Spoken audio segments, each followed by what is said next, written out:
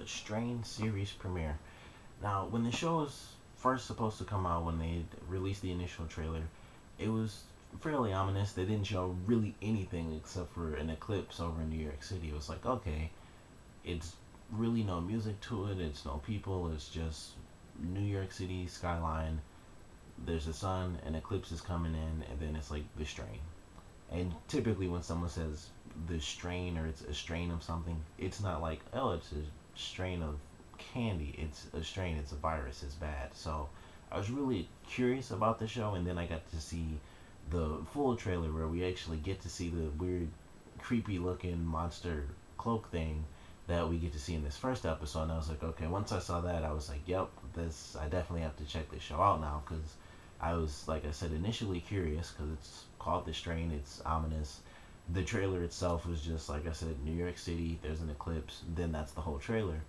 So, getting to see that full trailer, I was definitely excited for it, and I was really excited coming into this first episode.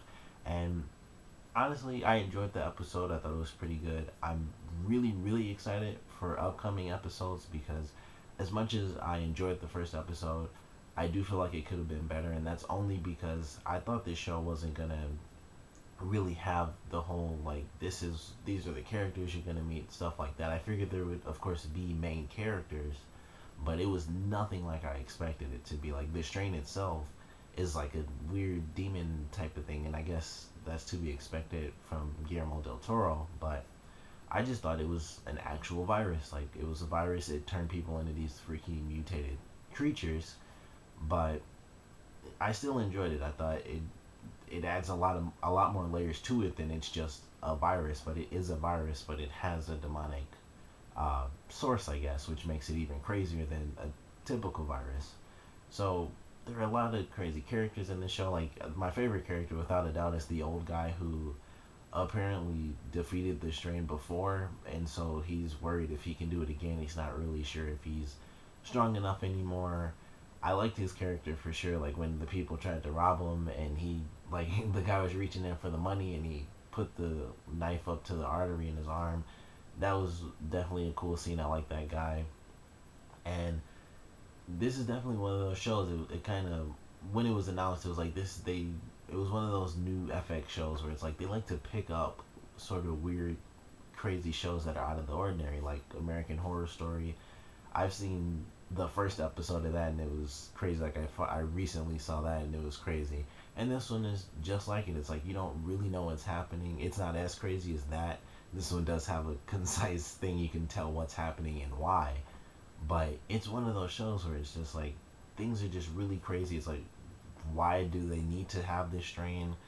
Why are some of these weird creatures, like there's one character who is I guess one of these creatures, but he used to be human because he mentions how he sometimes misses breathing, but he's one of the creatures now, so I don't know if he accepted it because he was a part of the weird demonic religion of it or whatever. The guy who is really old, and for anyone who doesn't know, that's the butler from Richie Rich. As soon as I saw him, I was like, oh, that takes me to a really happy, nice time, but he's possibly a villain. It's really hard to tell with this show. I have to assume he's a villain because he wanted the coffin. He was working with the guy who had the coffin taken out of the airplane. So with them wanting this coffin to basically just spread all of its contents around, which is really just soil, so they can spread more of those parasites, I have to classify them as the villains, and I would have to classify them as the villains also due to the fact that they kind of help people out, but they only do it if they get the job done. Like they had the one guy who took the coffin from the airport, and also, and I thought this was a pretty interesting twist in the episode, when the guy who's working with the main character, he turns out to be working for them, or at least he was working for them. They had something on them, and he was like, you tell them that after this I'm done, and so he lets them take the coffin out, and I thought that was a cool part. They have connections all over the place, whether it's because they're helping people like they did with the guy who actually took the coffin, where he was like, if you help me do this, he got paid, as well as he got help for his mother and his brother, or whether it's through evil means with the other guy. And we don't know what they had on him. But with the way he said it, it was kind of like they had something on him and they forced him to do what they wanted, or they would either hurt him or hurt someone he knew. So I feel like that's all it was, or maybe he, I don't know, maybe it was something he lied about that was really huge. But they have connections all over the place, whether it's through simple business practices or whether it's through manipulation. So I thought that was pretty cool. One of the things that I wasn't expecting, like I said, I didn't think it was going to be a lot of information on who these people are and stuff like that. I really thought it was going to start, the first episode was just going to be things are going crazy, people are dying all over the place, and it was just like a survival series. But in the beginning, we get to meet the main character, how he's going through a thing with his wife, and she files for divorce, and she's with another guy, and he wants to be with his son, and he wants to be with her, but she doesn't want to be with him and stuff because he's sort of tied to his work, which he has to be because he's the director of the CDC, which is very important. So it makes sense, and that was really interesting. It's not what I was expecting. I was like, oh, it's a lot is actually really focused on this guy. He's the main character. So it'd be interesting to see how he tries to go throughout this series as things get worse. And when I was looking this show up to get a thumbnail for this video, I found a lot of the comic book covers, and I saw when I was watching the first episode during the credits that it's based on books by Guillermo del Toro, and I believe the other person is Chris Hogan or something like that. But I didn't know it was actual like comic books. I thought they were just novels, like actual novels, books. But they're based off of comic books, and those comic book covers make it seem like things really are gonna get insane for the rest of the series. And excuse me, a great nod towards things getting really, really crazy was the end of this episode when the doctor or the coroner who was working on the bodies trying to figure out what the heck is really happening with these people, and he had the UV lights on it, and we were getting little bits and pieces of information here and there. Like the first piece was that when he cut the arm open, there was no blood. It was like the white substance, and I don't remember what they said. It was something like certain cells were, I guess, white cells were separating or something like that. But we get that little bit, and then he's looking at one of the bodies under a UV light, and you can kind of see all these little curves in the body, and I think those were just more of the little worms in his body. And then the end of the episode, this guy gets destroyed because all of these dead people come back to life, and so it's like part zombie, part plague type of deal, and they're also kind of like vampires because they can talk. Some of them, at least. I mean, there were some in there. He had the one guy where his brain was out. The one woman was cut from like her neck to her stomach. And there was another person who was cut like just in the center, and his like intestines were hanging out and stuff. And they just swarmed that guy and ate him, and they had like the tendril kind of come out of their mouth. So that kind of leads me to believe that this show, hopefully really fast, because that's what I want to see, is how crazy things get with this actual strain. But it looks like with the ending they had, where all these people just ate this one guy, this virus will spread incredibly quick. It's just gonna take over, and we got to see glimpses like they do in every show that's brand new. They show what was coming up in the season. We got to see some really interesting glimpses. Like there was a part where some of the people had guns, so I don't know if they become sentient or if they're good guys, because one of the covers I saw, it seemed like the guy with the gun was working with another guy who was human, but I don't really know. It's hard to really tell with the show. But I'm definitely excited for it. That was a good first episode. Not as amazing as I wanted it to be. It had some great moments in it. Like I said, I love the old guy. I like the fact that we did get a lot of information out of the episode. We get to know that not just out of the old guy. It was like we got to learn connections between some of the characters, like the old guy and the villains. Basically, they knew who he was. We learned a little bit about him as well, that he was in Nazi Germany. He had the tattoo and stuff. So we'll probably get some backstory on him, like if him being there is what led to him sort of getting into the demonic path that he's down, I guess. But he was in Nazi Germany. They mentioned the fact that he was Jewish, which I guess was just to point out like that's what the tattoo was for people who didn't actually know. But we get to know that the villains know who this guy is. They know he's still fighting.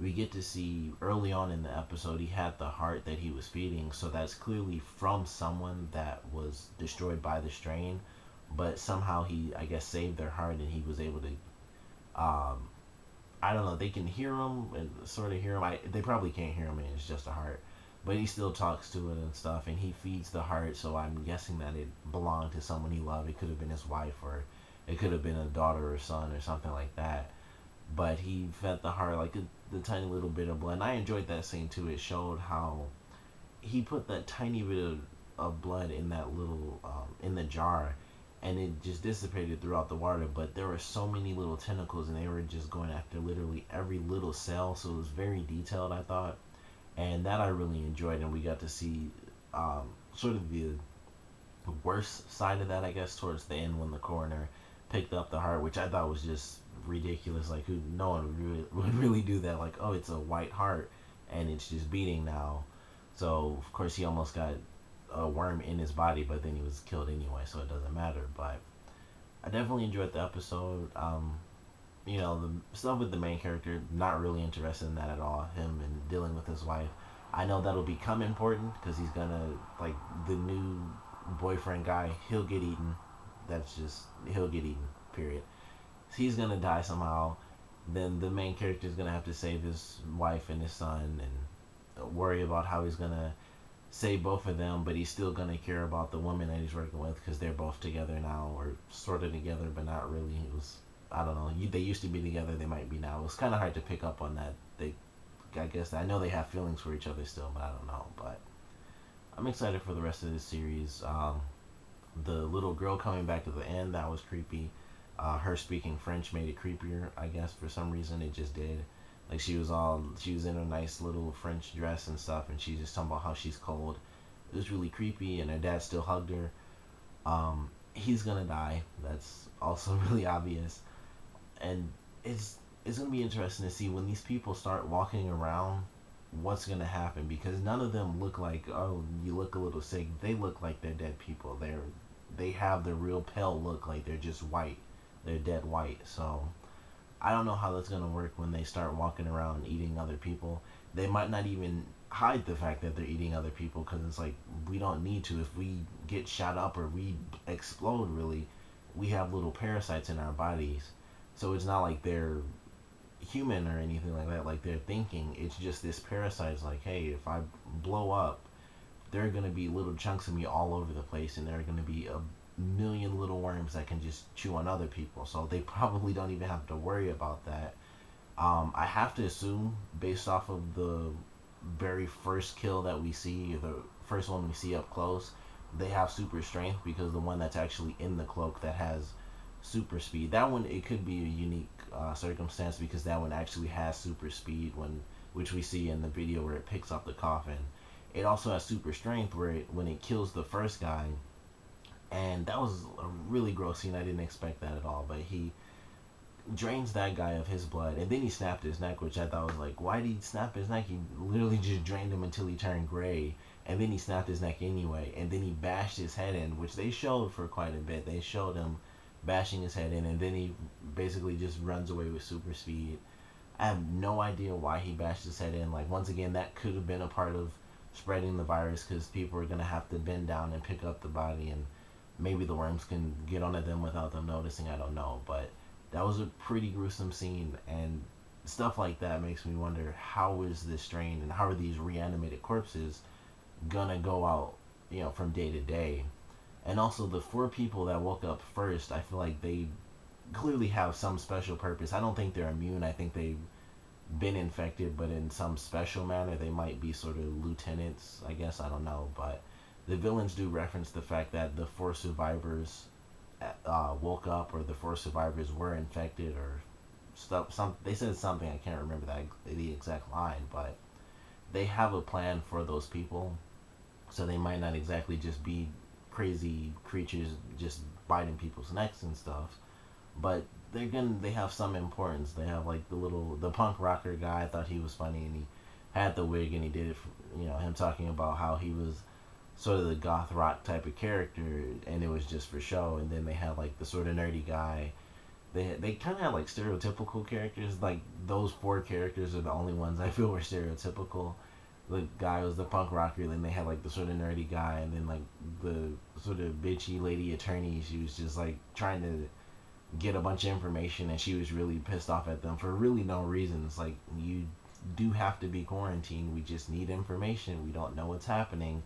And she was just super mean about it, like it was their fault that everybody on the plane died and that she had to be quarantined or something. But I thought that was kind of interesting. I feel like they're sort of the, like I said, the most stereotypical. Everyone else seems really unique, but I like that they're stereotypical because that was the only bit of comedy in the entire episode was that.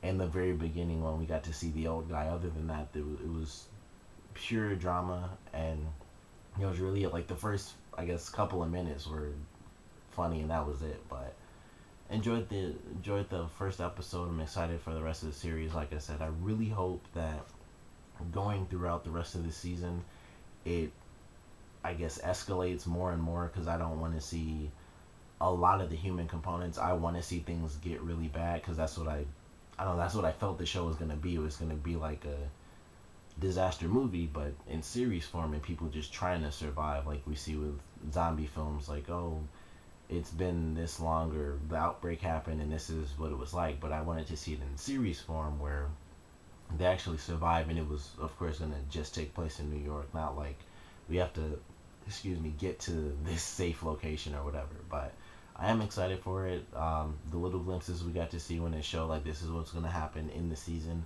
that had me really excited. They find out some information. Like I said, they had the little group of people that seemed like they were mutated, but they were like fully dressed. They had guns, and they seemed like they knew what the heck they were doing. Maybe they hunt other people that are infected that can't control it or something. Maybe I think those were four people, so maybe those were the four people. Maybe they actually are immune. I don't really know, but I'm excited for the show. It has me curious as to what other crazy little things they're gonna have going on, and I definitely want to see what the main point of releasing this strain is. Like, what does the old guy want from this virus spreading throughout New York City? Does he expect to, like? It seemed like he knew he was gonna die from it, and he even mentions how he's gonna take one last walk through the city before everything falls. So I don't know if it's sheerly a demonic ritual type of thing, and he believes in this sort of like demon god type stuff. Why he's working with the creatures, I don't know, but I'm definitely excited for the show. I enjoyed it. Had its really creepy moments, had its grotesque moments when the guy was getting his head bashed in, which kind of really caught me off guard. But overall, enjoyed the episode. Comment below, let me know what you guys thought of it, your favorite parts, your least favorite parts. Do you guys want to keep watching this show? Did it entice you enough to keep watching and see how far this strain really reaches within the city? Comment below, let me know, and thanks for watching.